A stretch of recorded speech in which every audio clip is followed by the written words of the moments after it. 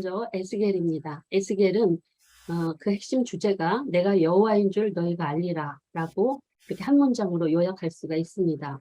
이제 에스겔 시대는 남유다가 멸망을 하고 포로 시대로 들어가는 그런 배경을 가지고 있는데, 이 시대에 함께 사역했던 선지자는 예레미야 그리고 에스겔, 다니엘입니다. 먼저 에스겔의 위치는 여기 바벨론 포로 시대, 그리고 다니엘은 그 이후에 있습니다. 원래는 다니엘이 1차 포로 때 605년에 포로로 끌려갔지만, 그리고 에스겔은 2차례에 포로로 끌려가서 5년 후에 선지자로 부름받아서 하지만, 이 다니엘이 605년부터 거의 그 534년까지 그 기간이 길기 때문에 뒤에서 이렇게 위치되어 있고요. 그리고 에스겔서는 이제 570년까지 그렇게 기간으로 보고 있습니다.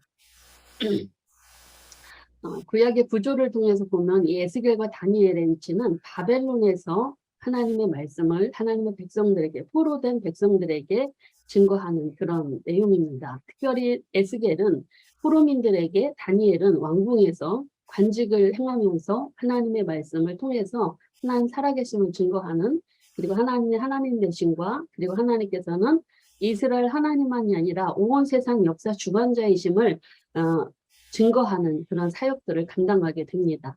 에스겔서의 히브리어 이름은 에헤치게, 하나님께서 강하게 하시다라는 뜻을 가지고 있습니다. 왜 이렇게 하나님께서 에스겔의 이름을 강하게 하심이라는 의미를 가지고 있는 일을 하나님께서 선지자로 세우시냐면, 에스겔이 말씀을 선포해야 될 그 포로민들은 그 패역함이 너무나 뻔뻔하고 악했기 때문임을 우리가 짐작해 볼 수가 있는 내용입니다.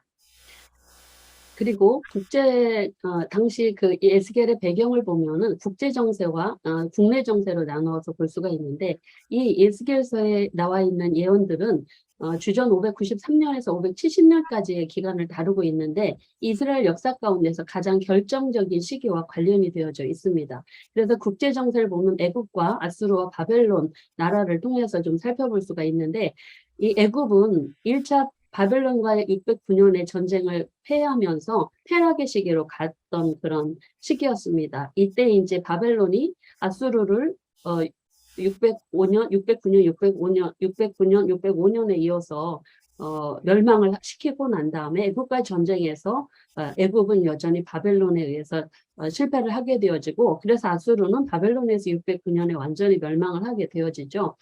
이때 이제 612년에 니느웨라고 하는 그 아수르의 도시를 함락하고, 609년에 아수르라는 도시를 또 함락함으로, 그리고 하란으로 도망갔던 잔존 세력까지 완전히 제거하는 기간이 609년입니다. 그래서 그때 이후로 이제 중동 지역의 패권은 바로 바벨론이 장악을 하게 되어집니다.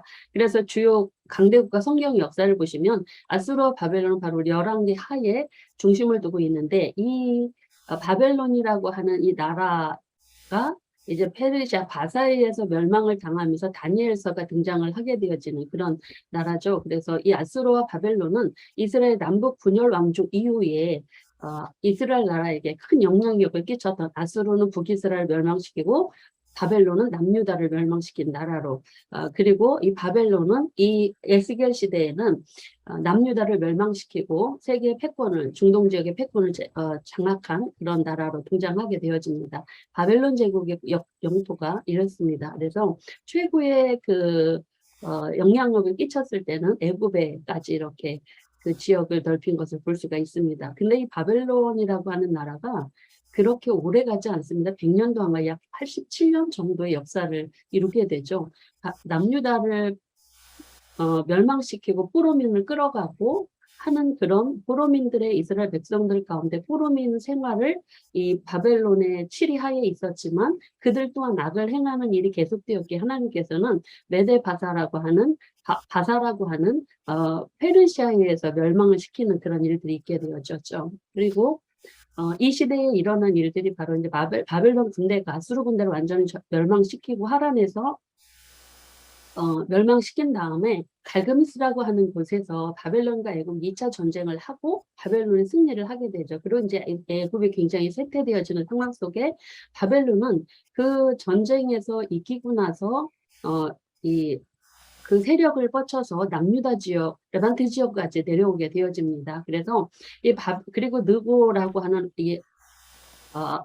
애굽왕 느고는 바벨론과의 전쟁에서 패하고 애굽으로 돌아가다가 그냥 가지 않습니다. 남유다에 들러서 이 죽은 요시야를 대신하여 아하시야를 세우게 되어지는데, 왜 요시야가 죽게 되냐면은 이 바벨론과 아수르와의 전쟁을 애굽왕 느고가 아수르를 도와주러 올라가다가 무깃도라고 하는 이곳에서 요시야가 그 애굽왕 느고에 전쟁 가는 길을 막게 되어집니다. 그래서 거기에서 이 마지막 남유다의 그 종교 개혁자였던 요시야 왕이 죽게 되죠. 너무 아쉬운 죽음이었는데, 그 죽음으로 인하여 왕위가 비어지자 이 느고는 바벨론과 전쟁에서는 졌지만 이 남유다를 자기의 속국으로 만들려고 거기 가서 요시야를 대신해서, 요시야가 이제 왕이 죽었으니까 그의 아들 여호아스를 대신해서 왕을 세우고 자기 나라로 돌아가게 되어집니다. 그런데 그 이후에 바벨론 왕 느부갓네살은 남유다를 와보니까 애굽 왕이 세운 여호아스가 있는 거예요. 그래서 이 여호아스는 친애굽파이기 때문에 다시 친바벨론파인 이 여호야김이 사실은 싸바싸바 해가지고 이렇게 친바벨론 사람이 돼서 왕이 되어졌어요. 그러고 나서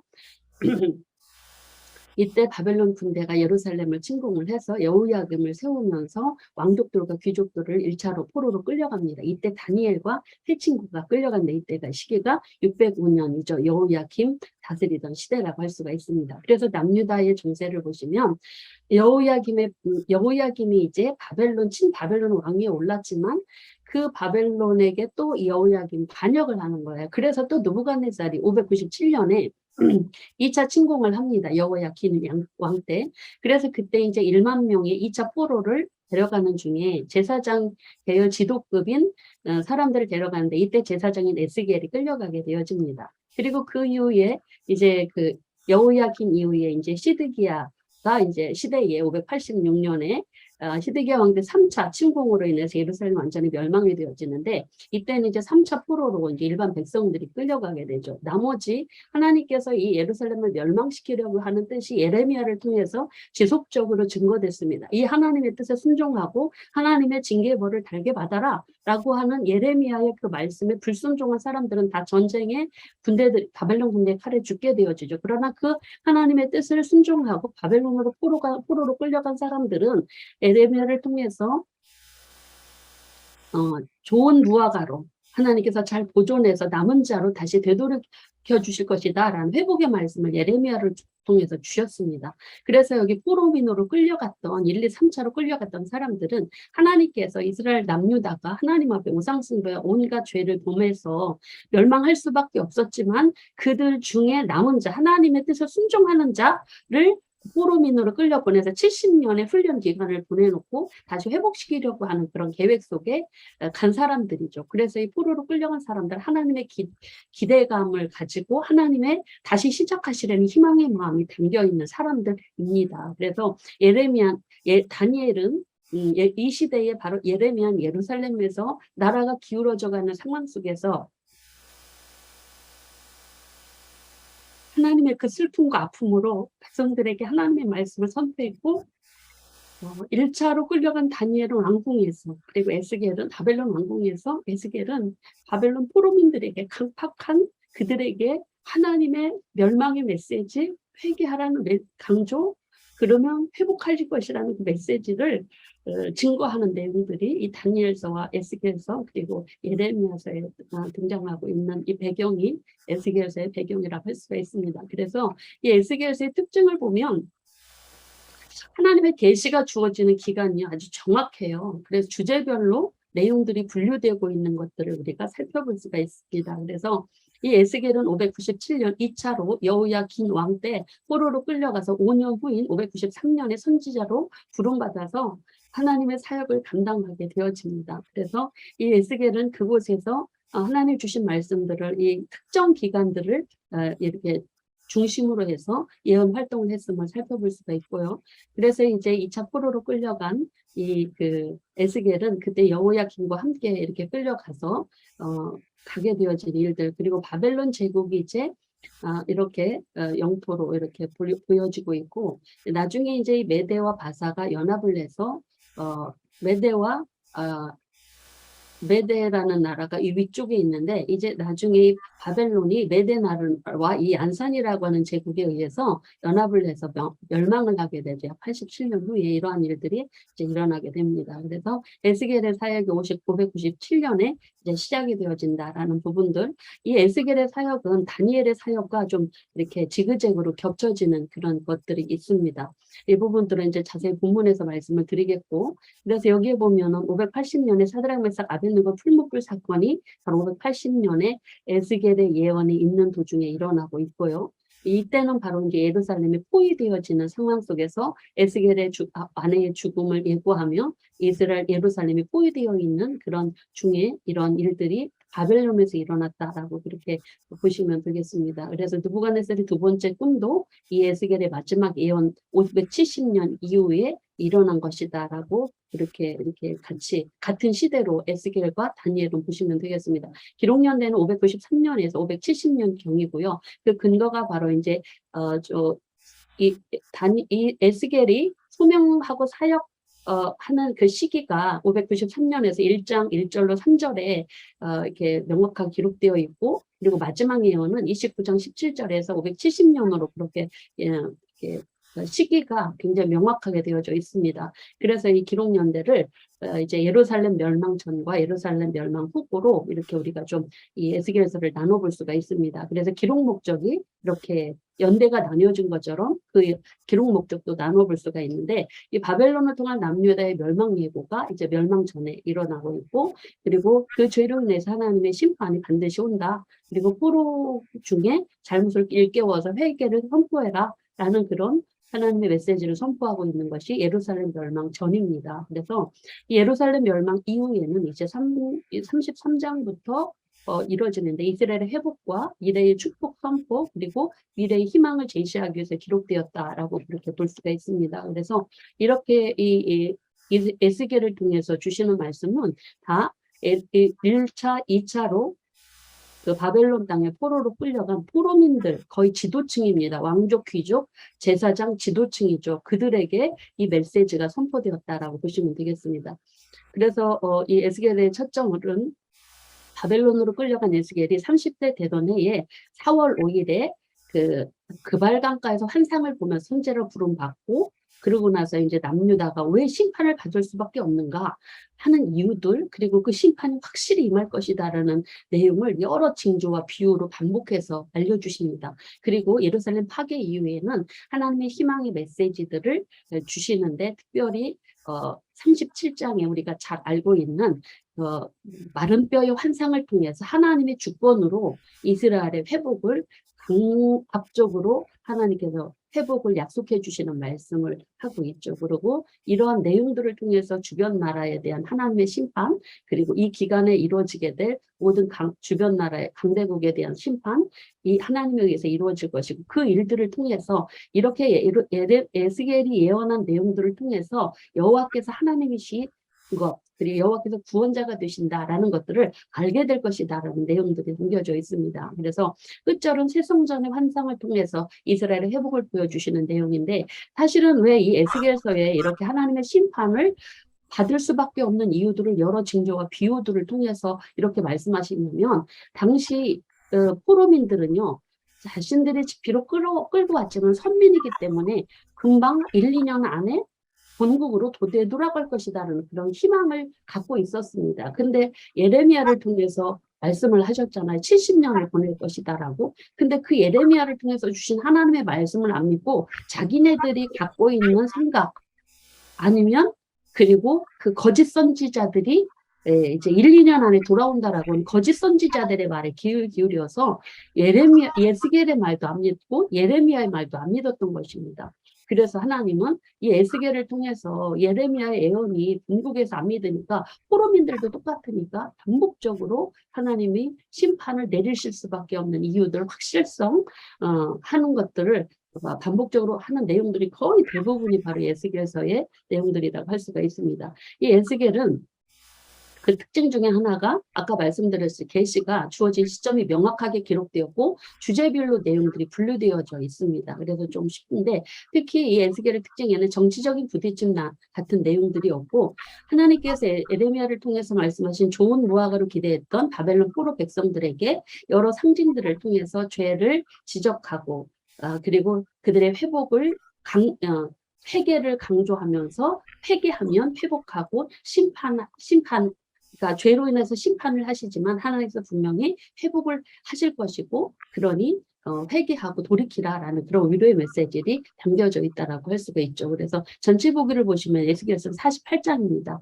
세 부분으로 나누면 1장에서 3장은 환상과 소명, 그 소명 이야기가 굉장히 길게 나와요. 모든 선지자들이 부름받을 때 소명 이야기가 나오는데 에스겔이 가장 길게 기록되죠. 그만큼 에스겔이 선포해야 될 포로민들의 심령이 강팍하고 그들의 패역한 백성들이다라는 것들을 여기에서 확인해 볼 수 있는 내용들입니다. 그리고 4장부터 39장까지는 남유다와 주변 국가에 대한 심판과 멸망 회복 예언에 하는 내용들이 나타나고 있습니다. 그래서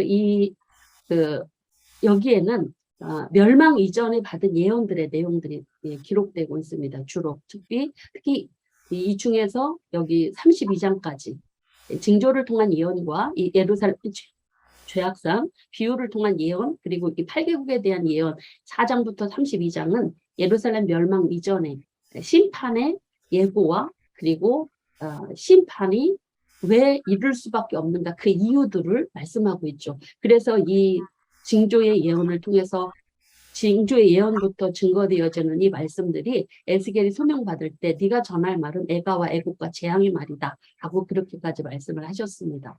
그래서 그리고 나서 이제 33장부터는 좀 예루살렘 멸망 이후에 이스라엘의 회복에 대한 이야기들이 이제 두 번째 이 에스겔이 파수꾼으로 제 소명을 받으며 회복 이야기가 시작되어지는 내용이죠. 삼삼한 이야기가 이제 39장까지 이어지는 내용들이라고 할 수가 있습니다. 이때는 바로 이제 예루살렘이 멸망을 당한 이후에 에스겔 14년 후에 에스겔 선지자가 이제 완전히 바뀌어지는 예언의 내용이 분위기가 바뀌어지는 내용들이라고 할 수가 있어요. 그래서 그리고 이제 그래서 이 2부에는 그 신명기서에서 또는 레위기서에서 말씀하고 있는 죄로 인하여서 하나님의 심판이 강조되어 있는 신명기 사건이 분명하게 나타나고 있는 그런 부분이라고 할 수가 있습니다. 그리고 이 3부 새 성전의 모습은 40장과 48장은 이스라엘의 완전한 회복에 대한 그런 예고하는 말씀들이 기록되어 있습니다. 그래서 이때는 이제 572년부터 예루살렘이 멸망한 지 14년 후에 예언이 재개되어지는 내용들인데 이 에스겔의 예언을 통해서 아직도 절망에 빠져있는 그들에게 그 새 성전 환상을 통해서 새 성전에 대한 예언을 하며 이스라엘 회복과 미래의 희망을 제시해주는 내용들이라고 할 수가 있습니다. 그래서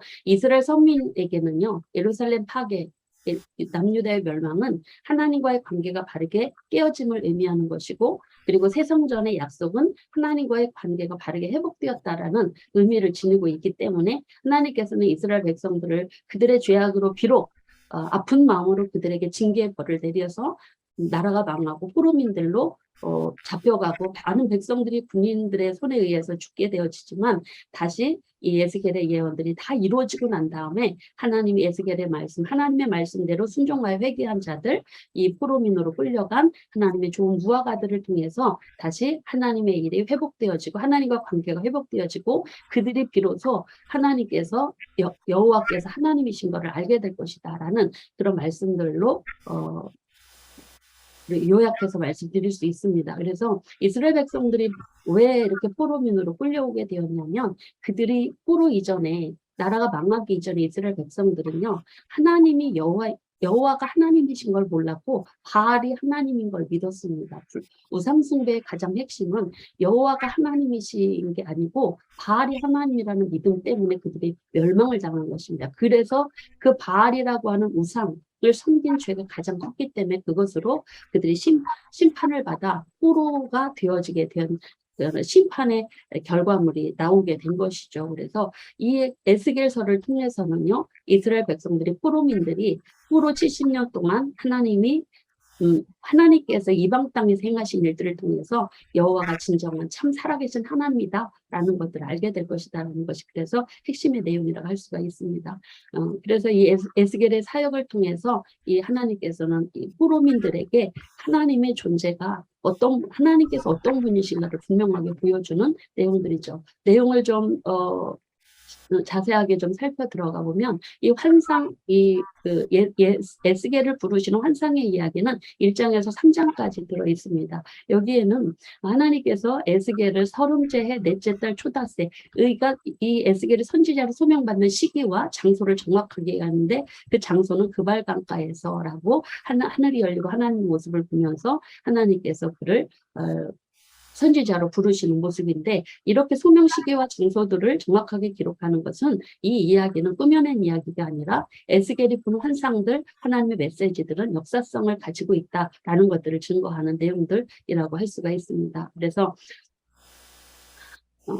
그리고 이 에스겔은 여러 가지 네 마리의 생물과 그리고 네 개의 바퀴, 궁창의 모습들 이런 환상들을 통해서 그 한 사람의 모습들을 보는데 이 두루 감찰하시는 하나님의 모습, 보좌 형상 이 모든 그 피조물들 중심의 피조물들이 섬기는 하나님께서 보좌의 형상의 한 형상, 사람의 형상을 보았다라고 합니다. 그래서 그가 그 보좌에서 울리는 하나님의 음성을 듣게 되어지는데 이 여호와의 영광의 형상은 에스겔이 환상을 보는 내내 사역하는 내내 함께 하시는 모습으로 나타나고 있고 그리고 이렇게 여호와의 임재하시면 하나님의 주권과 자유를 확인시켜 주시는 말씀들이다. 이렇게 하나님께서 이 에스겔에게 나타나신 이런 모습들은 하나님은 성전에만 갇히신 분이 아니고 바벨론 신보다 약하신 분이 아니고 하나님은 세계 어디에도 존재하시는 분, 무소부재하신 분임을 증거합니다. 왜냐하면 이스라엘 백성들은 하나님은 성전에만 계시고 이스라엘만 하나님이라고만 생각을 했거든요. 그리고 에스겔의 소명의 내용들, 그가 파수꾼으로 부름을 받게 되어지는데 이 이스라엘 백성들에게 그가 선지자로 파수꾼으로 소명받고 파송되어집니다. 근데 이 에스겔이 증거해야 할 사람들은요, 얼굴이 뻔뻔하고 마음이 굳은 해역한 족속이라고 이야기합니다. 하나님을 배반하는 족속. 그러나 그들은 그래서 이 에스겔이 말을 전해도 듣지 않을 거라는 것입니다. 듣지 않고, 그래도 끝까지 말씀을 전해서 하나님께서 선지자를 보내셔서 그들 가운데 선지자가 있음을 알게 할 것이라는 말씀을 주십니다. 그리고 예레미야 24장에 보면 말씀드렸던 그 남유다 포로가 이 바벨론으로 포로로 끌려간 사람들을 무화과 같이 잘 돌볼 것이다라고 하는 그런 말씀들이 예언되어 있는데 이 내용의 말씀이 바로 하나님께서 기대하시는 에스겔이 선포해야 될 말씀의 대상들입니다. 에스겔이 선포하는 말씀들을 들을 대상들이죠. 그런데 결국 하나님께서는 그들을 하나님 백성으로 그들이 여호와를 하나님으로 섬기는 날이 오게 할 것이다. 하나님의 돌보심으로 그렇게 될 것이다라는 내용이 바로 이 에스겔 안에 이렇게 압축되어서 있다라고 할 수가 있습니다. 그리고 에스겔의 소명의 말씀은 애가와 애곡과 재앙의 말입니다. 이 말은 바로 4장부터 32장에 나타나고 이 심판에 대한 예언을 요약해주는 말씀이라고 할 수가 있고 그래서 이 하나님께서는 에스겔에게 하나님의 말씀을 선포하라고 하셨고 마음을 강하게 하고 이 말을 듣게 하여서 그들을 두려워하지 말고 그리고 무서워하지 말라고 하십니다. 하나님 함께 하셔서 그 태역한 족속이라도 하나님의 사역을 감당하도록 도우실 것을 약속해 주시고 파수꾼으로 임명을 해서 하나님께서 이 에스겔을 통해서 백성들을 대신 깨우쳐 달라는 그런 소명을 주시죠. 그런데 이 에스겔의 임무는 의인이든지 악인인지 전해야 됩니다. 악인이 깨우쳐서 악인에게 말씀을 전해서 악인도 회개하고 돌아오기를 원하는 게 하나님의 마음이었습니다. 근데 악인이라고 말씀을 전하지 않았다면 그 벌을 파수꾼인 이 에스겔에게 찾겠다고 합니다. 그러나 악인에게 말씀을 전해서 그가 회개하면 그건 회개하지 않으면 그냥 그건 그 사람 악인의 책임이고 그리고 그가 돌이키면 하나님이 기뻐하실 거라는 그런 말씀으로 충분히 악인들에게까지 회개의 기회를 주시고자 하시는 하나님의 마음이 담겨져 있는 말씀이고 그리고 하나님께서 에스겔에게 제안하신 것이 집에 칩거하고 1시 동안 말을 하지 못하도록 입을 닫으십니다. 그래서 이것은 하나님께서 몇 년 후에 예루살렘이 멸망해서 포위당하고 함락될 것을 상징하는 내용들이고 한시적으로 말씀을 하시지 못하게 한 것은 바로 하나님께서 이 애가와 재앙의 말을 전하면 백성들이 가만히 있겠습니까?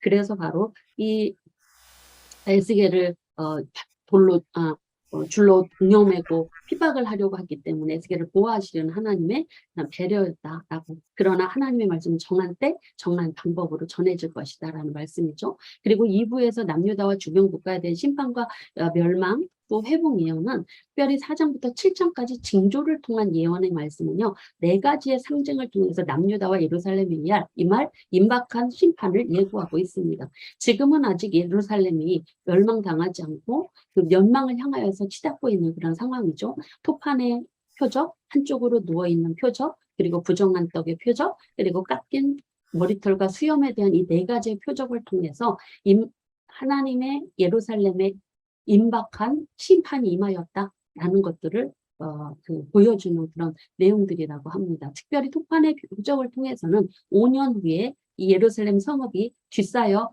성읍이 포위될 것을 함락될 것을 예고하는 상징인데, 이것은 바로 백성들이 기도해도 그들의 기도가 상달되지 않을 것을 말씀하고 있고, 한쪽으로 누워 지내라는 이 표적은요 390일을 왼쪽으로 이스라엘 죄값을 담당하고 40일은 오른쪽으로 누워서 유다의 죄값을 담당하라는 이 행동은 바로 1년을 하루를 1년으로 상징해서 430일 동안 예루살렘이 포위될 것을 예고하는 상징적인 표현입니다. 그래서 이 포위되는 날까지 에스겔은 자기 몸을 마음대로 움직일 수 없을 것이다 라는 말씀을 주시고 있고, 그리고 에스겔이 한쪽으로 누워있는 이 표적에 대해서 여러 가지 의견들이 이렇게 나타나고 있습니다. 지금 그냥 참고해서 넘어가도록 하겠습니다. 그리고 에스겔이 누워있는 이런 390일과 40일에 대해서도 그 기준을 597년으로 잡느냐, 597년이 2차 포로로 끌려간 때거든요. 그리고 593년은 소명받을 때예요. 그래서 이 에스겔이 언제부터 이렇게 해야 되냐라는 부분에 대해서 이제 여러 의견들이 있다라는 것들, 그리고 깎인 머리털과 수염을 통한 이 표적을 통해서는 6가지 곡물을 쇠똥, 원래는 인분에 구워 먹으라고 했는데 쇠똥으로 그러니까 구워 먹으라는 명령이 표적입니다. 이것은 부정한 떡, 작은 양의 그 곡물을 부정한 떡, 그러니까 적은 양을 먹으라는 것입니다. 이것은 예루살렘 군대가, 그러니까 바벨론 군대가 예루살렘을 포위하는 상황에서 이스라엘 백성들이 극심한 물 부족과 기근이 있게 될 것을 예고하는 상징적인 내용이라고 할 수가 있죠. 그래서 시드기야 9년 10월 10일부터 11년 4월 9일까지 포위된 상황에 성내가 식량이 넘어 바닥이 나고 부모가 아이를 잡아먹는 일들이 일어나게 되죠. 그 일들이 이제 실현되어지는 예언의 표적입니다. 그리고 하나님께서는 에스겔에게 머리와 수염을 깎아서 저울에 달아 3분의 1은 성읍 안에 3분의 1은 성읍 밖에서 칼로 치고 3분의 1 공중에 흩어보내고 터럭 중에 조금 옷자락에 싸라라고 합니다. 이것은 하나님께서 이렇게 예루살렘을 멸망시키는 때일지라도 구원하시는 보호하시는 남은 자, 즉 예레미야가 예언한 것처럼 좋은 무화과로 남은 자가 보호하신 남은 자가 있을 것이다라는 상징적인 행동을 하라고 말씀하시고, 그 나머지는 3분의 1들은 다 전염병, 기근, 전쟁으로 심판의 벌을 예고하는 말씀 주시고 있습니다. 그러면 왜 이렇게 임박한 예루살렘이 심판을 불러일으켜졌는가? 그 이유는 바로 하나님을 의지하지 않고 이스라엘 백성들이 우상숭배한 죄입니다.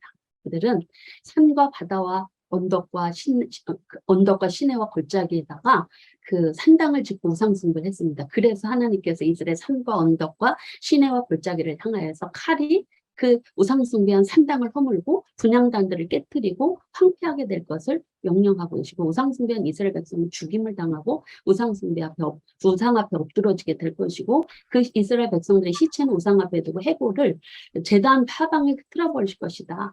그가 좀 시체가 이렇게 정상적인 무덤에 이렇게 매장되지 않고 그 해골이 사방에 흩어졌다라 이것처럼 수치가 없죠. 그래서 그렇게 우상숭배한 거에 대한 이런 하나님의 분명하고 혹독한 그런 하나님의 심판의 예고들을 주시는 내용들입니다. 그러나 하나님께서 살아남은 자가, 즉 포로민으로 끌려온 자가 사로잡힌 곳에서 이방인 중에서 하나님을 기억하고 모든 우상 숭배에서 떠나고 음란에서 떠나면 그때가 그들의 잘못을 깨닫고 한탄할 때가 올 것인데 그때가 하나님이 여호와가 하나님이신 것을 알게 될 것이다라고 말씀하고 있습니다. 그리고 심판에 대한 이 속성은 바로 뭐냐면 긍휼없는 심판이 삼중 칼과 전염병과 기근으로 임박하게 임할 것을 경고하는 메시지라고 할 수가 있습니다. 그래서 이 이스라엘 땅에 대하여 하나님의 심판이 임하여 이제 그 사방에 이스라엘 땅 사방에 끝이 났다라고 하는 건 남유다 전 지역에 하나님의 심판이 확대될 것을 임할 것을 말씀하고 있습니다. 하나님의 모든 가증한 일을 보응함으로 그 땅에 끝이 이르렀다. 그 일들을 이루어질 때 여호와께서 하나님이신 줄을 알 것이다 라는 말씀을 주시면서 이 8장부터 11장까지는 예루살렘의 죄악상에 대해서 이야기를 하는데 이제 예루살렘에서는 예레미야가 바벨론 군대가 쳐들어온다 그렇게 이야기를 했습니다. 회개하고 돌이켜라. 하나님의 뜻을 발견하고 그 바벨론 군대에게 대항하지 말고 포로로 끌려가라 했습니다. 근데 거짓 선지자들은 예레미야의 예언들을 무시했죠. 그리고 이 에스겔도 그렇게 이야기했지만 에스겔과 예레미야를 간첩으로 몰고 예루살렘은 무너지지 않는다라고 거짓 선지자들이 백성들을 미혹했던 때입니다. 이때 바벨론 땅에 끌려온 포로민들은 그래서 같은 생각으로 왜 우리가 여기 왔는지, 왜 심판을 우리가 받아야 되는지 이거에 대해서 고민이 많았었습니다. 그래서 하나님은 그들에게 포로민들에게 너희가 왜 심판받는지 그걸 분명하게 보여주기 위해서 환상을 이 예레미야에게 보여주시죠. 그래서 4가지의 환상을 보시는데 성전 안에 생해지는 악, 예루살렘에 있을 사륙에 대한 환상, 하나님의 영광이 떠난 성전, 그리고 예루살렘의 지도자들의 심판, 이 4가지의 환상을 통해서 하나님께서 소명받은 지 1년이 지난 때에 다가올 심판에 대해서 분명하게 말씀하고 계십니다. 하나님께서 성전 안에서 행해지는 악에 대해서 에스겔의 머리채를 환상 중에 이끌고 가서 성전에 가서 보게 하시는데 온갖 우상 숭배가 일어납니다. 그곳에 북향한 문에 가보니까 질투를 일으키는 우상의 자리가 있는데 그곳에 각양 곤충, 가증한 짐승, 이스라엘 모든 우상 사방에 그렸습니다. 애굽에서 배운 것들, 가나안 땅에서 배운 것들 거기에 다 있죠. 다신론적인 모습을 그려놨습니다. 또 그 앞에서 장로 70명이 향을 피우며 그 우상들에게 숭배하는 의식을 합니다. 하나님께서 왜 우리를 보지 않고 우리를 버리셨다 하면서 그렇게 경배하고 있고 또 북문에서는 여인들이 메소포타미아신 담무스를 위해서 울면서 종교의식을 행했습니다. 이 사람들은요. 온니 우상만 섬긴 게 아니었어요. 복 받아야 되니까 하나님은 섬기는 척하면서 진짜는 우상에게 숭배하는 이중적인 신앙의 모습, 이런 두 마음을 품은 하나님 정말 가증히 여기시고 싫어하시는 모습으로 있었기 때문에 하나님의 심판이 예고된 것입니다. 그리고 또 성전 현관과 제단 문 사이 보니까 25명의 태양 숭배하는 것입니다. 애굽의 신을 섬기고 있는 것이죠. 히스기야 때 종교개혁, 요시야 때 종교개혁을 통해 성전을 수리하고 언약을 갱신했던 그것이 11년이 지난 시점에 지도자들과 백성들이 이미 망한 아수르, 애굽, 바벨론의 그 신들을 갖다 놓고 우상 숭배하는 것입니다. 여러분. 예레미야의 예언을 반대했던 그룹이 제사장 그룹이었는데 그 신성한 거룩한 성소에서 정결해야 할 지도자들, 제사장 장로들이 하나님의 눈을 가리고 고의적으로 이 패역한 우상 숭배 짓을 자행하고 있었던 것입니다. 그래서 하나님은 예레미야를 통해서 이 땅에 무섭고 놀라운 일이 있을 것이다 말씀하시며 지도자들은 자기 이익을 위해서 일하고 거짓 선지자들은 거짓을 예언하고 백성들을 그것을 줬다 손뼉 쳤다라고 말씀하셨던 것입니다. 그리고 예루살렘에서 있을 사륙에 대해서는 그 우상숭배로 더럽힌 그들을 내가 긍휼히 여기지 않고 내가 불쌍히 여기지도 않고 그들이 큰 소리로 기도해도 내가 그들을 듣지 않고 이 땅을 버려보지 않겠다라고 단호하게 말씀을 하시며 하나님의 성전, 여호와의 성전에서 하나님의 영광이 떠나시는 환상을 보게 하십니다.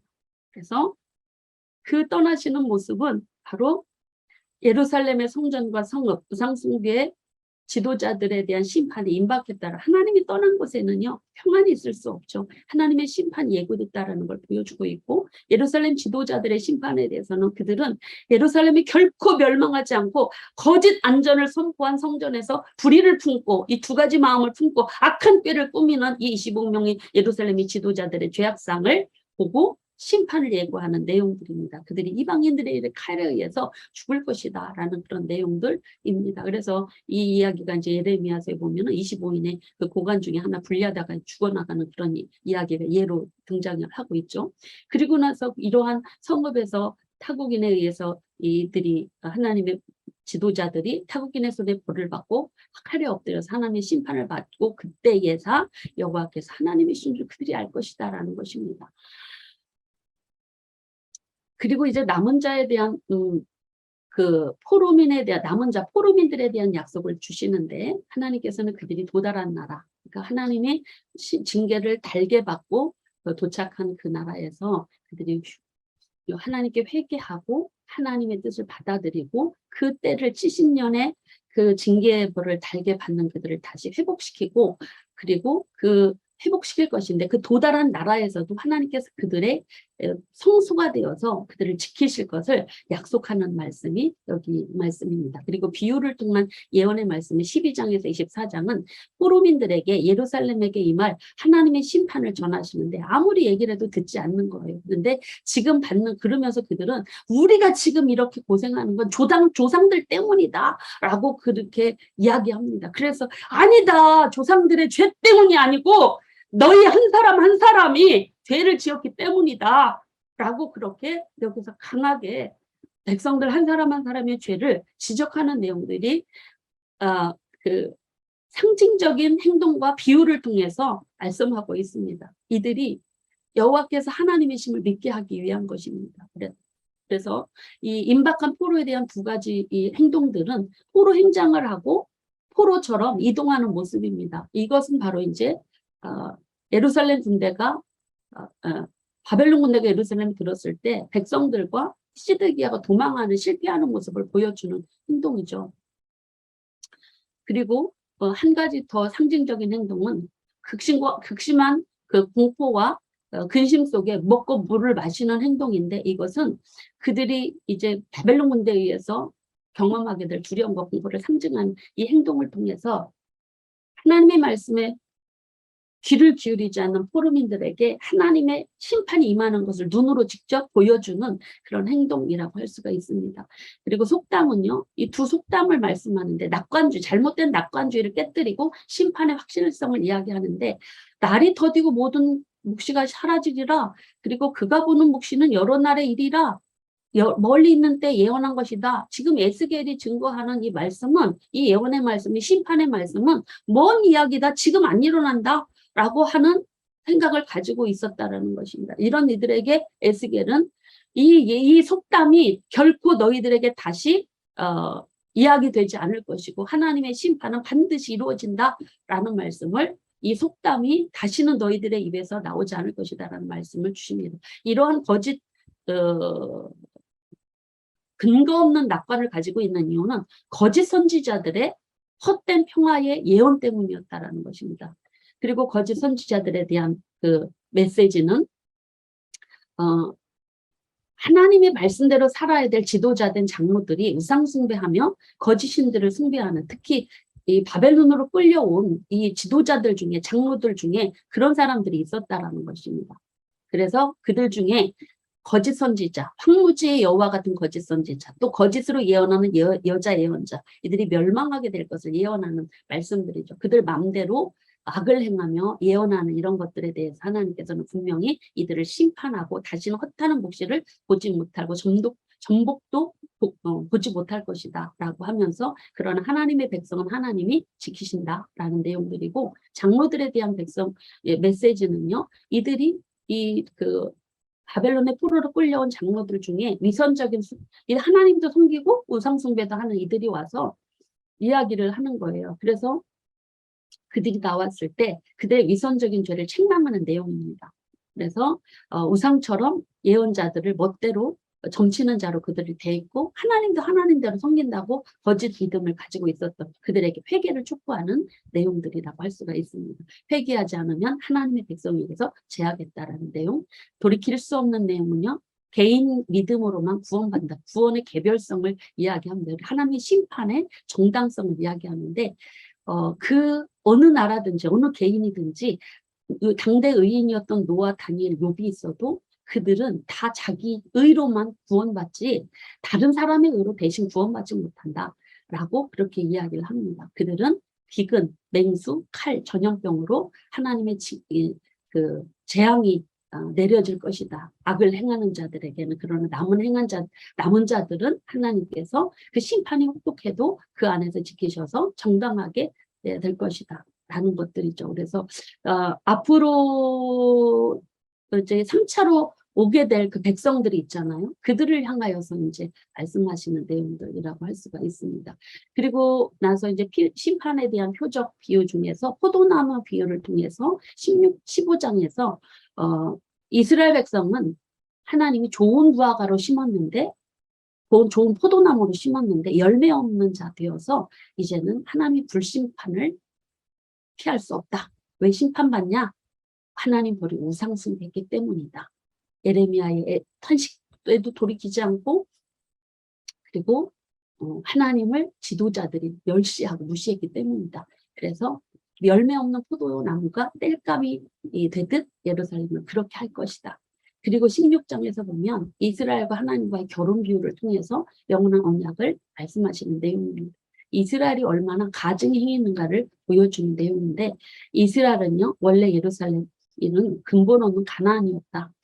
피투성이가 되어 그와 같이 길가에 버려진 근본 없는 그들을 하나님께서 불쌍히 여기셔서 피투성이라도 살아있으라 말씀하시며 그를 정성껏 입히고 보살펴서 들의 풀같이 자라게 해서 아름답고 성숙한 우아한 여인처럼 그렇게 키워놓았지만 그들은 여전히 알몸이었다. 보호자가 없다라는 것이죠. 그래서 하나님께서는 이 여인처럼 성장한 이스라엘에게 그 벌거벗은 것을 옷으로 가려주시고 하나님의 사랑으로 가려주시고 그리고 그들과 언약을 맺어서 하나님께 속하게 더 보호를 해주시겠다는 언약을 맺었다.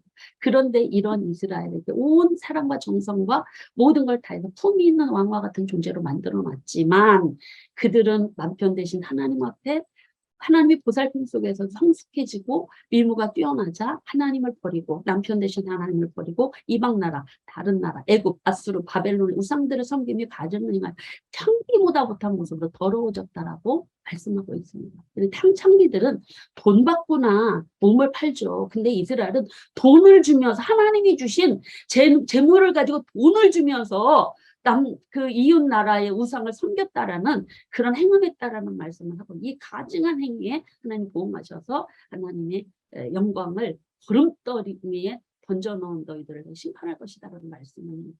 그래서 이런 하나님의 심판 때문에 많은 백성들이 놀라게 될 것이다 라는 것들 말씀하고 있는 내용들이죠. 그러나 그들이 더럽혀짐에도 불구하고 어렸을 때 세운 언약을 기억해서 하나님은 다시 영원한 언약을 세우셔서 그들을 회복하실 것을 말씀합니다. 근데 여기에는 반드시 회개가 뒤따라야 됩니다. 하나님의 회복은 바로 회개가 뒤따르죠. 그리고 두 독수리 비유를 통해서 바벨론과 애굽을 상징하는 이는 남유다가 의지하는 나라죠. 그리고 포도나무는 시드기야 왕을 의지하는데 이거는 바로 우상숭배와 다른 정치적인 문제죠. 그 정치적으로 다른 이방 국가를 섬기는 그들에게 하나님의 심판이 있을 것이다라는 내용들이고요.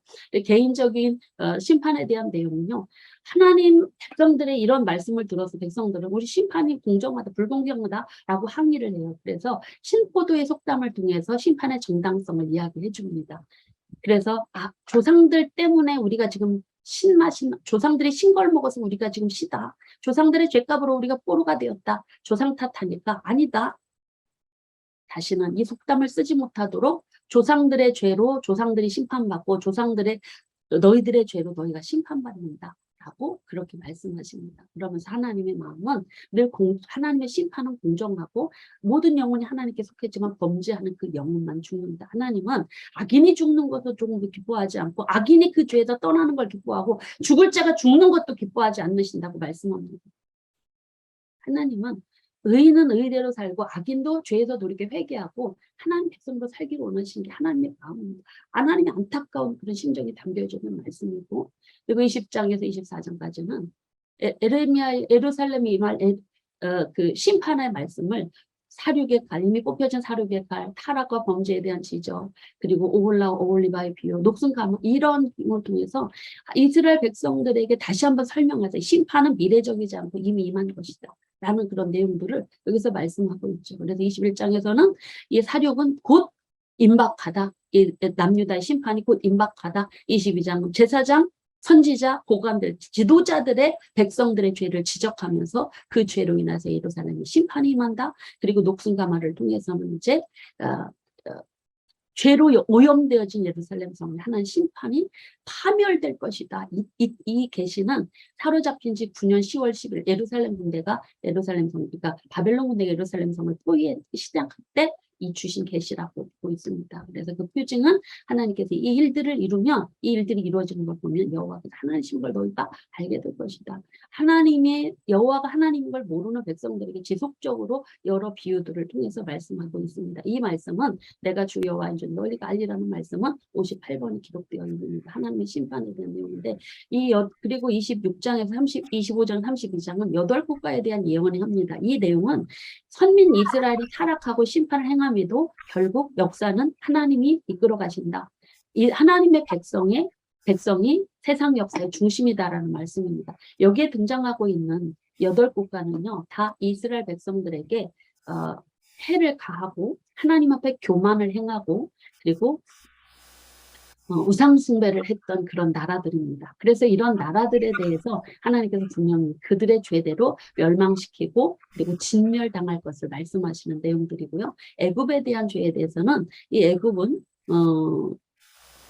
특별히 뭐라고 말씀하시냐면 이 애굽에 대한 그 말씀에 대해서 그 애굽도 물론 하나님의 그 멸망이 되지만 하나님을 거스른 죄로 인하여서 그들이 심판을 받고 동맹국들을 파괴하는 것으로 멸망을 당하지만 그러나 다시 그들에게는 기회를 주신다라는 그런 말씀들이 나타나고 이런 열국들에 대한 심판을 통해서 뭘 말씀하시냐 그들 또한 여호와께서 하나님이신 줄 그 사실을 통해서 알게 될 것이다 라고 하는 그런 말씀을 주시고 있는 것이죠. 그리고 33장에서 37장은 이스라엘의 회복에 대한 말씀입니다. 우리가 보통 여기 33장부터 저희가 이제 그 회복에 대한 말씀을 끊었는데 사실은 33장은 회복 내용이기보다는 심판을 경고하며 회개를 촉구하는 그런 내용들이라고 그러니까 죄에 대한 그들이 예루살렘 멸망에 대한 원인이 무엇인가를 다시 지적하고 34장부터 본격적인 회복 예언이 나오고 있습니다. 그래서 에스겔은 그 사역이 거의 사로잡힌 지 여호야긴 왕이 사로잡힌 지 자신이 사로잡힌 지 포로로 끌려온 지 5년째 593년에 시작이 되었다고 합니다. 이게 1차 흠용인데 그때는 이제 죄에 대한 지적들을 많이 해왔습니다. 그들이 왜 멸망할 수밖에 없는가 하는 내용들을 말씀하시는데 이제 586년에 예루살렘이 함락이 되어지는 소식이 들려집니다. 이후에 그리고 심판 예언이 이제 성취되었죠. 심판으로 예루살렘 군대가 포위하고 나라가 멸망당하고 시드기야 왕이 도망가다가 눈이 뽑혀서 자식들 죽고 자식들 앞에서 눈이 뽑혀서 죽임을 당하는 그런 예언들이 다 이루어지잖아요. 그러고 나서 이 심판이 이루어지고 나서 예루살렘 함락 소식이 들은 다음에 585년에 에스겔의 예언이 바뀌어지는 것입니다. 이게 바로 이제 이스라엘의 회복 예언인데 하나님의 무조건적인 은혜로 선민 이스라엘을 회복시키고 구원하시겠다라는 위로와 평강의 메시지로 바뀌어지고 있는 것입니다. 그런데 여전히 포로민들은 회의적인 생각을 갖고 있습니다. 그래서 하나님은 아직도 하나님을 믿지 못하는 거죠. 그래서 하나님께서 마른 뼈 환상을 통해서 하나님께서 반드시 그 일을 하나님의 주권으로 이스라엘을 회복시켜 주신다라는 확신을 주시는 말씀이 기록되고 있습니다. 하나님께서 얼마나 이스라엘 백성들을 기대하고 이 포로민들을 통해서 기대하시고 또 다시 시작하시려는 하나님의 마음이 담겨져 있는 그 환상이 이 마른 뼈 환상으로 보여지고 있습니다. 그리고 이 이스라엘 회복의 메시지는 에스겔이 회복하고 있는 내용은요. 회복의 시기나 방법이 이게 중요하지 않고 역사의 주관자이신 하나님의 주권으로 그리고 무조건적 하나님의 은혜로 이 회복이 일어날 것이다. 이걸 강조하고 있는 것입니다. 그래서 이 회복은 결국 이스라엘 백성들이 70년이 지난 후에 예레미야 예언대로 귀환을 해서 1, 2, 3차로 귀환을 해서 성전도 있고 그것의 제사가 이루어지지만 그래서 1차적으로 회복되어지는 것 같지만 결론적인 이 회복의 예언은 결론적으로 종말론적인 그런 왕국의 하나님 나라의 회복에 대한 예언이 부분적으로 포함되어지는 예언으로 볼 수가 있습니다. 그래서 이스라엘 회복 중에 이제 고국으로 돌아오게 될 이스라엘에 대한 이 예고의 말씀은 586년 남유다가 바벨론 군대에서 완전히 함락되어 멸망을 당하고 14년 동안 이 에스겔이 침묵을 하고 있습니다.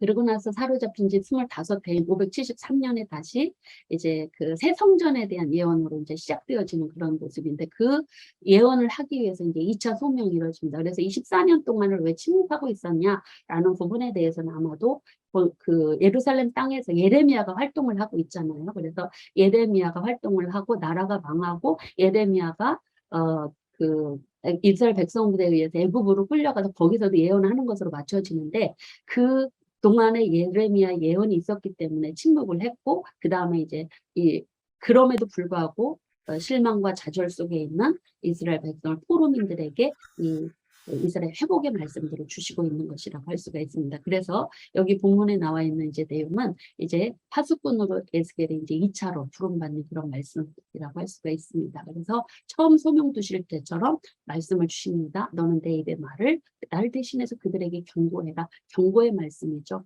그러니까 선민 이스라엘에게 회개를 명령하는 내용입니다. 회개하면 하나님께서 너희들을 회복시켜 주신다. 회개하지 않으면 아닙니다, 여러분. 무조건 포로민이라고 해서가 아니라 회개해야 회복시켜 주신다라는 것이죠. 그래서 우상숭배와 악을 행하면서도 하나님이 벌을 내리시지 않는다고, 스스로 안전하다고 착각하는 그들에게 본토 잔류민들을 향해서 죄를 책망하고, 너희들이 회개하지 않으면 너희도 하나님의 심판을 피하지 못한다. 경고하시는 거죠. 예루살렘이 지금 멸망당한 이후의 말씀입니다. 그러면 회개를 해야 되지 않겠습니까?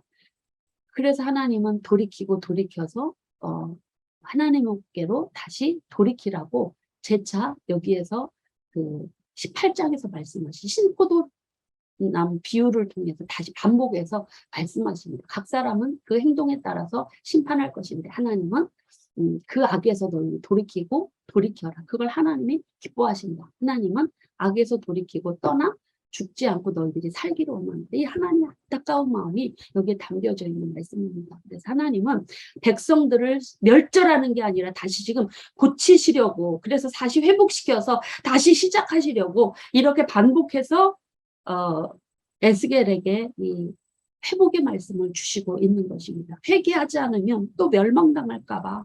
이들까지도 기대했더니 좋은 무화과인 이들마저도 하나님께 회개하지 않고 멸망당할까 봐 염려하시는 하나님의 애타는 마음이 여기에 담겨져 있습니다. 그러면서 이제 예루살렘 함락 소식을 포로민들에게 에스겔이 전하고 있는 그런 말씀이라고 할 수 있습니다.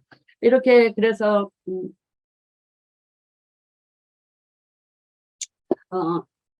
예루살렘이 멸망당한 이후에 그러면 이 포로민들을 어떻게 회복시킬 것인가 하는 부분들에 대해서 장래의 참 목자를 세우고 거짓 현재 목자들에 대한 하나님의 심판의 예고를 하십니다. 그래서 양떼를 돌보지 않고 자기 사리 사욕을 하는 이스라엘 목자들을 내가 심판을 할 것이다. 그러나 한 목자를 세워서 그들을 이 양들을 구원하고 양육시켜서 화평한 양을 세우고 선한 양떼를 체결하셔서 이 새로운 화평한 양을 해서 그들을 회복시킬 것입니다. 이 선한 목자를 통해서 종말론적 완전한 회복을 누리게 하는 그런 모습들, 다윗은 그들 중에 왕이 되리라라고 하신 그런 말씀들은 다윗 후손으로 오실 메시아에 대한 예언이 같이 예고가 좀 담겨져 있는 표현이라고 할 수가 있습니다. 그리고 나서 에돔에 대한 내용은 에돔을 황폐하게 멸망을 당할 것이지만 그들이 악행 때문인데, 그들은 결국 에돔에 대한 이 심판은 하나님의 백성을 회복시키셔서 유다 땅에서 악한 짐승을 그치게 하시려는 그런 뜻이 담겨져 있고, 이스라엘과 관련된 예언들은 예루살렘 이스라엘 선민, 지금 포로민들의 회복을 다시 약속해 주시는 내용들이 나타나고 있습니다. 주변 나라는 패망을 약속하면서 선민 이스라엘은 회복시켜 주실 것이다. 어떻게 회복시키냐? 너희를 갈고 다시 심을 것이다. 그리고 우상숭배로 부정한 심판을 심판하심으로 이방인 가운데 더럽혀진 하나님의 이름을 내가 거룩하게 하려고 너희를 회복시키는 거다. 하나님 자신을 위해서 일방적인 회복을 약속해 주시는 말. 왜냐하면 이 이스라엘 백성이 지금 포로민으로 와서도 여전히 부정적이거든요. 그래서 하나님께서는 새 마음을 너희 속에 두어서 굳은 마음을 부드럽게 하고 율법을 지켜 행함으로 하나님 주신 땅에서 하나님을 섬기는 백성으로 살게 될 것이다. 여호와의 이름으로 이 일을 행함으로 너희들이 여호와의 이름으로 영광 중에 더할 것이다 라는 회복을 약속해 주시는 말씀. 그런데 이 회복을 해주는데 거저 아니다. 너희들이 기도해야 된다라고 말씀하십니다. 이걸 사모하고 이 회복을 사모하고 기도하고 간구해야 약속을 이루어 줄 것이다. 하나님께서는 이스라엘 포로민들이 능동적으로 하나님의 구원에 하나님의 회복에 참여할 것을 촉구하는 마음이 담겨져 있다고 할 수가 있습니다. 그러면서 하나님께서 마른 뼈 환상을 보여주시는데 이건 하나님의 주권으로 이러한 회복을 일으키시겠다라는 것입니다. 하나님에 대한 신앙을 잃어버려서 완전히 죽어버린 것 같은 그런 마른 뼈와 같은 살 소망이 없는 마른 뼈와 같은 모습이 이스라엘 모습이다. 그러나 내가 그들에게 생명을 불어넣어서 다시 그들을 살게 하고 일으켜서 그들을 움직이게 하고 살게 할 것이다. 불가능을 가능케 하신 하나님의 능력으로 이스라엘 백성을 절망 중에 있는 그들을 회복시킬 것이다라는 그런 예언이 담겨져 있는 말씀이라고 할 수가 있습니다.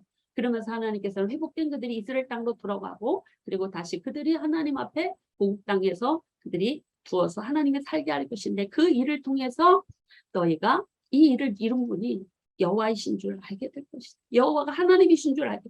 지속적으로 여러분 여호와가 하나님이심을 알라 알라 알라 이렇게 반복하는 하나님의 그 간절한 마음. 참 이사야서에서 참 하나님은 오직 여호와 한 분이시다라고 말씀하셨잖아요. 백성들이 그걸 모르는 거예요. 그러니까 하나님도 섬긴다는 척하면서 이방 우상을 섬기는 거예요. 육신적인 복을 받으려고. 그게 아니라는 거예요. 하나님은 오직 한 분. 응? 이 모든 일들을 행하시는 건 하나님이다라고 말씀하시는 거죠. 그리고 이 마른 뼈의 소생은 육적, 영적 이런 신앙을 잃어버린 그들에게 회복을 말씀해요. 영적 회복은 그러니까 육적 회복은 바로 뭐하냐면 이 육적 회복을 약속해 주셨는데 이게 바로 이제 539년에 바벨론 제국이 멸망함으로 이제 그 고레스 왕 페르시아 왕 초대 고레스 왕 원년에 귀환이 명령이 되어지잖아요. 그때 이루어졌다라고 1차적으로 볼 수가 있습니다. 그리고 537년 458년 2차 444년 3차 그래서 1차는 스룹바벨과 여호수아가 이끌고 왔고 그리고 성전 지으러 2차는 458년에 에스라가 그래서 말씀으로 그들을 변화시키려고 했고 444년에는 느헤미야가 성벽을 건축하러 3차에 걸쳐서 귀환하잖아요. 이 말씀이 이루어진 것입니다.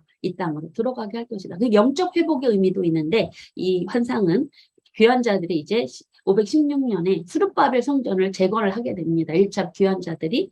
그러고 나서 432년에 느헤미야와 에스라가 종교개혁에서 여호와 신앙을 회복하게 되어지죠. 그게 이제 영적 회복으로 1차적으로 이루어졌다라고 그렇게 볼 수가 있습니다. 그러나 이러한 예언은 이제 예수 그리스도께서 이 땅에 오심으로 온전한 성전으로 온전한 모든 제사를 다 완성하시고 그리고 하나님을 섬기는 예를 다하는 모습으로 이렇게 완성되어졌다라는 영적 육적 회복이 예수 그리스도를 통해 이루어졌고 예수님 재림 때 새하늘과 새 땅이 이루어지는 요한계시록을 통해서 완성되어진다라고 말씀으로 같이 연장해서 보면 좋겠습니다.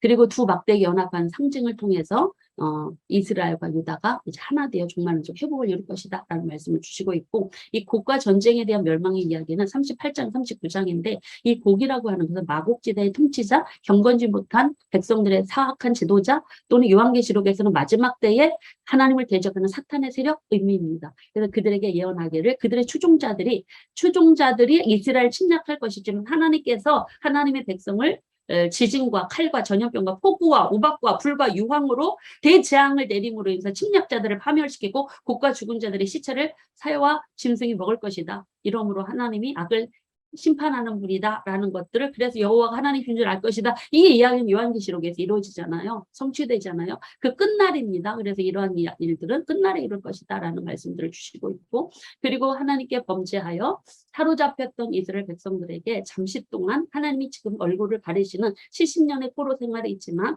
이제 하나님께서는 한 사람도 이방에 남기지 않고 사로잡혔던 백성들을 돌아오게 하고 사랑을 베푸실 것을 말씀하십니다. 그래서 하나님께서는 돌아온 백성들에게 영을 부으셔서 그들의 죄를 뉘우치고 여호와가 하나님이신 줄 알게 될 것이다. 기국에 대한 기환에 대한 약속이지만 사실은 이 약속은 우리가 사도행전에 보면 하나님의 성령께서 임하심으로 인하여 온 세계가 그 성령 안에서 하나 되어지는 그런 놀라운 하나님께 돌아오는 역사가 일어나지 않습니까? 그래서 이런 예언된 말씀들은 당시 살아가는 하나님의 백성들에게는 현실적으로 이루어지는 예언이기도 하지만 장기적으로 2차는 예언은 당시 현대에 주시는 말씀이고 2차로는 마지막 종말에 이루어질 말씀들을 주시고 있습니다. 그래서 말세의 예언, 하나님의 성령이 요엘서에서 임하실 것이다라는 그 예언의 말씀이 이 땅에 예수 그리스도의 구속 사역을 통해서 보내주신 성령의 이 땅에 오셔서 충만케 하시는 성령 강림, 사도행전 2장의 성령 강림 사건을 통해서도 이 일들이 다 예수 그리스도 안에 돌아오는 이런 일들이 영적으로 이루어졌다라고, 그러므로 여호와가 진정한 하나님임을 그러므로 섬기는 일들이 일어나게 될 것인 게 구약 성도들이나 신약 성도들이 동일하게 성취되어지는 말씀으로 받으면 좋겠습니다. 그리고 40장에서 48장까지는 이제 포로된 지 25년에 예루살렘 성이 함락된 후에 14년 되어지는 572년 1월 1일에 여호와의 영광의 성전으로 들어가는 것, 그리고 새로운 예배, 새로운 새 땅이 다시 분배되어질 것을 예고하고 있습니다. 이 예언의 말씀은 절망하는 포로민들에게 새 성전을 중심으로 회복되어질 그런 영원히 살 수 있는 새 땅에 대한 영광스러운 비전을 보여주시는 말씀인 것이죠. 그래서 이스라엘은 고국으로 돌아갈 것이고 새 성전이 새롭게 세워질 것이고 새 예배가 드려질 것이다. 이게 바로 포로 귀환 1차 때 이루어지고 에스라서에서 등장하고 있지만 결국은 예수님 재림 이후에 아니 신약시대 예수 그리스도 안에서 또는 마지막 예수님 재림 때에 완성되어지는 것으로 볼 수가 있습니다. 그래서 새 왕국에서의 이스라엘 회복은 바로 어떻게 되어지냐면 새로운 성전, 이 안에는 성전의 시작과 새 성전에 임하신 하나님의 영광스러운 임재를 중점적으로 기록하고 있습니다. 그리고 새로운 예배는 이 성전에서 드려지게 될 새 예배에 대한 각종 규례들이 나타나고 있고, 새로운 땅에 대해서는 성전에서 발원하는 생명수로 인해서 온 땅과 온 나무들과 온 만물과 사람이 회복되어질 것이다. 그리고 거룩한 새 땅이 어떻게 분배되어지는가 하는 부분에 대해서 말씀하고 있습니다. 그래서 이것은 바로 뭐냐면 지금 예루살렘이 함락되고 성전이 파괴되었고 땅이 완전히 잃어버렸습니다. 이방 포로로 되어진 이 포로민들에게는 갈 곳이 없습니다. 그러나 그들에게 이 회복, 이 새 성전, 새 예배, 새 땅의 회복을 통해서 이방 나라에 비록 포로가 되었어도 하나님께서 능력으로 회복시키셔서 다 끝났다라고 생각하는 암울하고 절망스러운 그들에게 하나님의 완전한 통치가 이루어질 완전한 새 왕국의 영광스러운 비전을 보여주시는 환상, 마지막 환상이라고 할 수가 있습니다. 그래서 이 43장에 보면은 이 말씀이 성전에서부터 성전의 동쪽으로부터 향하는 곳에서 이제 여호와의 영광이 가득한 것을 보게 되고, 그리고 그 위에 19년 전에 성전 동문을 통해서 떠나가신 하나님의 영광이 동문을 통해서 다시 들어오시는 모습, 그래서 그 성전에 다시 임재하셔서 그 새 성전에 하나님이 임재하시는 거룩한 공간이 될 것이다 라는 그런 말씀을 주시고 있습니다. 이것은 바로 하나님께서 이스라엘 백성들과 이제 영원히 함께 거하시겠다는 약속이죠. 그래서 이제 새 성전에 회복되어진 새 성전에서는 모든 악함을 버리고 그러면 하나님께서 그들과 영원히 살 것이다 라는 1차적인 역사적인 예언의 성취, 1차 포로 귀환으로 인한 스룹바벨 성전 건축으로 예언되을 수 있지만 이 말씀은 결국 새하늘과 새 땅에서 하나님과 영원히 살게 될 것을 예고하는 종말론적인 그런 예고도 같이 포함되어 있다고 할 수가 있습니다. 그래서 하나님께서는 창세기부터 지속적으로 내가 그들과 함께 동행하며 동거할 것이다. 이게 하나님 마음입니다.